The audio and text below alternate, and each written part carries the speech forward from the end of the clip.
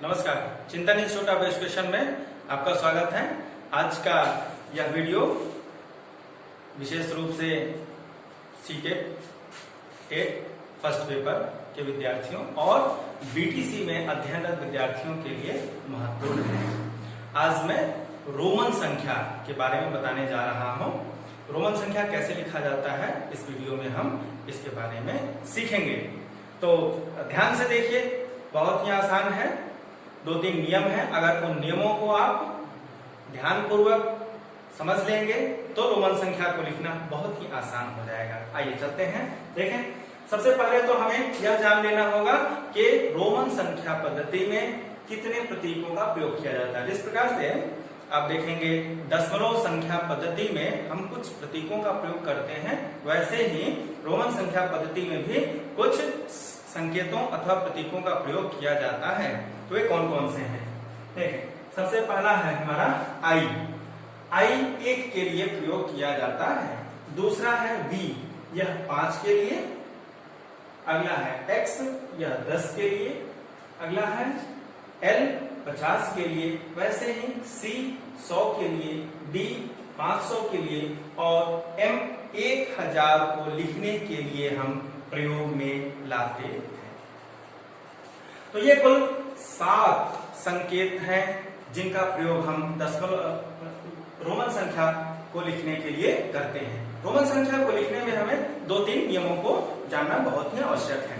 तो देखें, सबसे पहला नियम ये कहता है कि ये जो प्रतीक हैं, यदि इनको आप रिपीट करते हैं, दोहराते हैं, तो उसका अर्थ होता है जोड़। उदाहरण के लिए, यदि मैं x 2 बार लिख देता हूं, इसका तात्पर्य क्या है? x का मान 10 है। 10 + 10 = 20। तो इस संख्या पद्धति में यदि आप किसी भी प्रतीक को आप दोहराते हैं, आप देख सकते हैं x के अतिरिक्त c, m कोई आप लीजिए। यदि हम c को 2 बार लिखते हैं, इसका मतलब क्या होगा? c का मान है 100, ये हमारा हो जाएगा 100 + 100 = 200। लेकिन यहाँ पर कुछ हमें ध्यान देने वाली बातें हैं। जैसे आप देखेंगे V, L और D, ये जो 3 प्रतीक हैं, इनको हम दोहरा नहीं सकते हैं। यानी कि आप ये देख सकते हैं VV या LL या DD, इस प्रकार से आप नहीं लिख सकते हैं। यह तरीका गलत है, ठीक है। तो हम इस प्रकार से आप देखेंगे बचे हुए जो प्रतीक हैं हमारे, यानी कि I, X, C और M, इन्हीं 4 प्रतीकों को हम दोहरा सकते हैं, ठीक है। अब जब हम इन्हें इस प्रकार से लिखेंगे तो क्या हम जितना मर्जी उतना लिख सकते हैं? इस प्रकार से नहीं। इस प्रकार से आप इतनी बार इसको रिपीट नहीं कर सकते हैं। उसकी भी एक सीमा है। वो सीमा क्या है? वह है 3। किसी भी प्रतीक को आप केवल 3 बार ही दोहरा सकते हैं। फॉर एग्जाम्पल,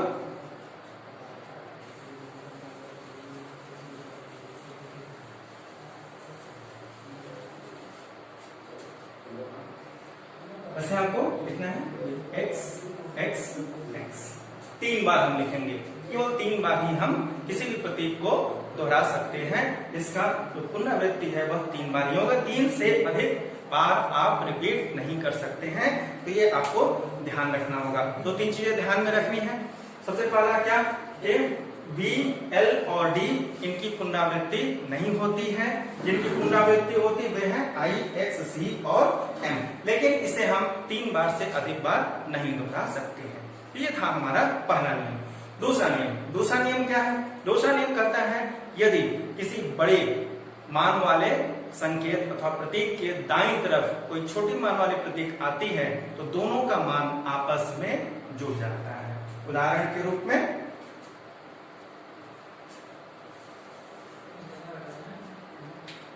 यहां पर मैं x को ले लेता हूं। x है, इसके बगल में हम इससे छोटी मान v इसको लिख दिया। और देखें, जब इसके दाईं तरफ v को मैं लिखा हूं, यह बड़ा मान है और यह छोटा मान है, तो दोनों आपस में जुड़ जाएंगे। ये हो जाएगा 10 + 5 = 15। ठीक ऐसे ही आप इसमें देख सकते हैं x, b और इसके बाद i का भी प्रयोग कर सकते हैं। देखिए b के बगल में i आया, तो आप इसको भी लिख सकते हैं। यहाँ पर तीनों का ही मान आपस में जुड़ जाएगा, तो इसका मान हो जाएगा 10 + 5 + 1 = 16। तो इस प्रकार से हम दूसरे नियम के तहत यदि किसी बड़े मान वाले प्रतीक के बगल में एक छोटी मान वाले प्रतीक को लिखें तो दोनों का मान आपस में जुड़ जाता है। यह हमारा दूसरा नियम था। अब हम चलते हैं तीसरे नियम की ओर। तीसरा नियम क्या करता है?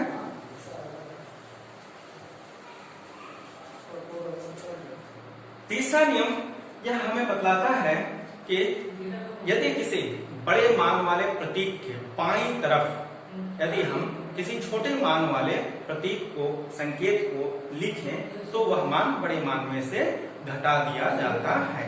जैसे दूसरे नियम का यह अपोजिट है।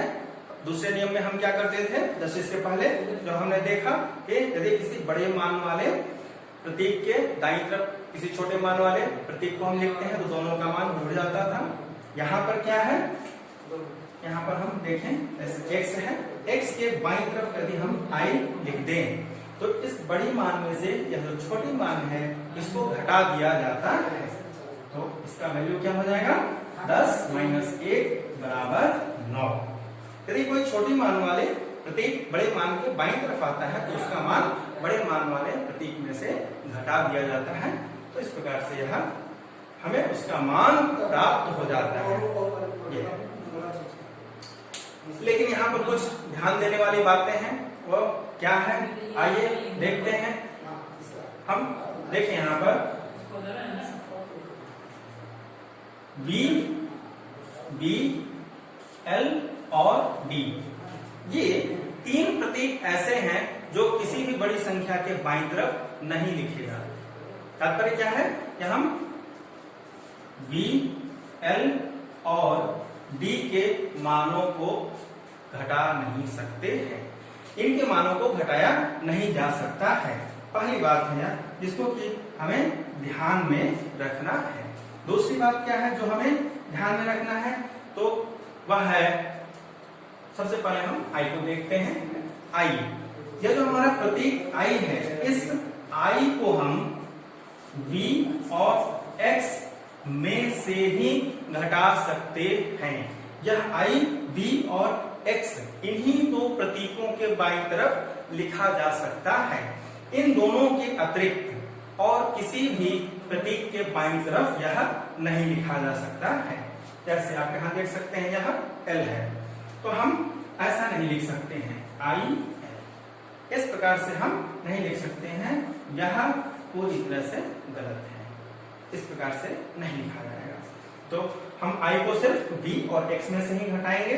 आप ये देख सकते हैं यहाँ पर V के बाईं तरफ I, इसका अर्थ क्या होगा, 5 - 1 = 4 और x के बाईं तरफ I यानी कि 10 - 1 = 9। तो I को हम केवल V और X में से ही घटा सकते हैं। तीसरी बात क्या है ध्यान देने वाले, तीसरी बात है हमारी, नेक्स्ट आते हैं B को तो हम बाईं तरफ लिख नहीं सकते, घटा नहीं सकते। x को हम L और C केवल इन्हीं दो प्रतीकों में से घटा सकते हैं, यानी कि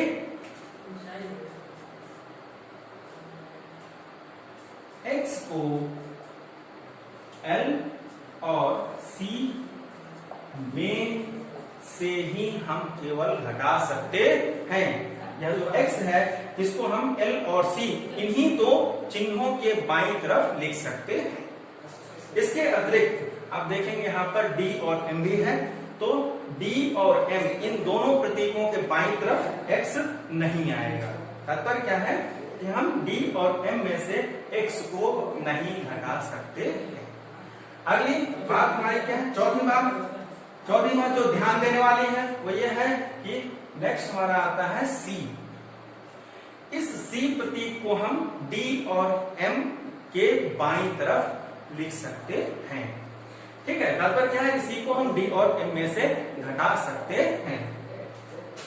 यहां पर आप देखें, सी को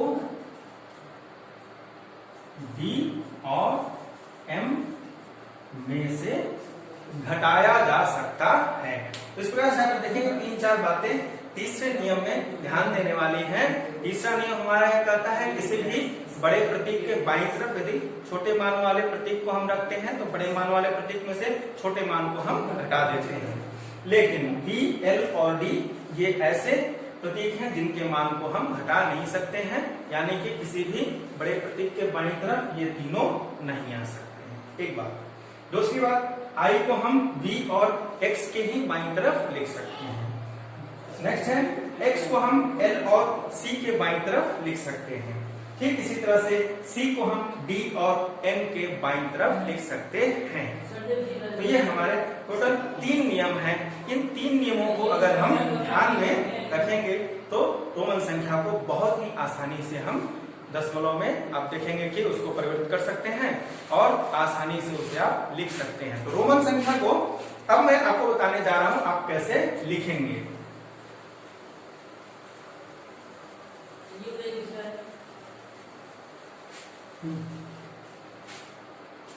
मान लेते हैं हमें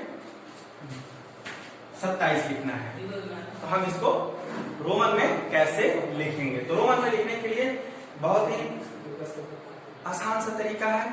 आप एक ध्यान में रख लें, ये जो हमारे पास प्रतीक हैं, इन प्रतीकों को हमें ध्यान में रखना है और जो भी संख्या है उसको हम इन प्रतीकों के जो मान हैं उनमें हम अगर अलग अलग कर दें तो हम आसानी से उसको लिख सकते हैं। जैसे 27 है, 27 को हम क्या लिख सकते हैं, ये हो जाएगा हमारा 20 प्लस 7। 20 को हम और क्या लिख सकते हैं, 10 प्लस 10 और 7 को हम 5 प्लस 2।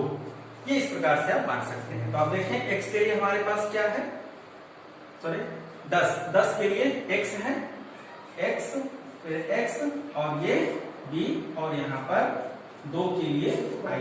तो ये हमारा 27 लिख दिया जाएगा। हमें मालूम है यदि हम एक ही प्रतीक को 2 या 3 बार लिखें तो उनके मान आपस में जुड़ जाते हैं। तो x का मान 10 है, 10 प्लस 10 20। जस्ट इसके दाएं तरफ अगली आई हमारे b, तो 20 5 25 और ये 26 और ये 27। तो इस प्रकार से आप देखेंगे यदि हमें 27 को रोमन में लिखना है तो हम यहाँ पर x x v i i लिख देंगे। ये हमारा दशमलव रोमन में परिवर्तित हो गया। एक और उदाहरण, मान लेते हैं हमको 40 लिखना है, तो अब इसे हम x x x तो नहीं लिख सकते, तो क्या लिखेंगे, 40 को हम क्या लिख सकते हैं, 50 माइनस 10, ये तो लिख सकते हैं। 40 को हम 50 माइनस 10 लिख सकते हैं। तो 50 के लिए हमारा क्या होता है, 50 के लिए हमारा सिंबल है L। 50 के लिए सिंबल क्या है, L, तो हम लिखेंगे L। और 10 माइनस करना है, तो माइनस करने के लिए बाईं तरफ इसके प्रतीक को हम लिख देंगे, तो ये आ जाएगा इधर x। तो ये हो गया 50 माइनस 10।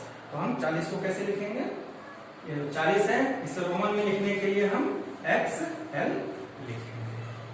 अब यदि आपसे कहा जाए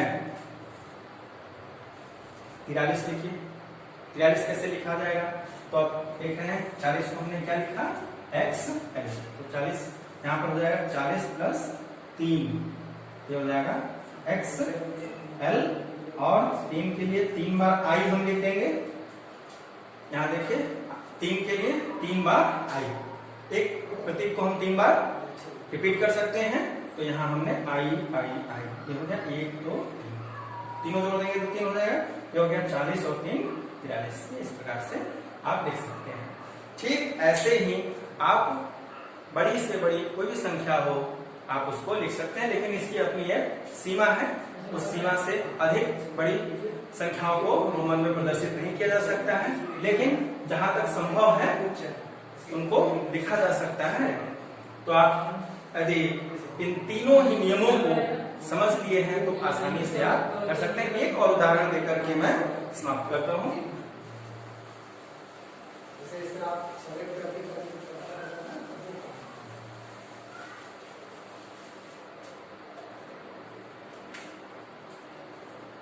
लास्ट उदाहरण है, मैं यहाँ पे लेता हूँ 76।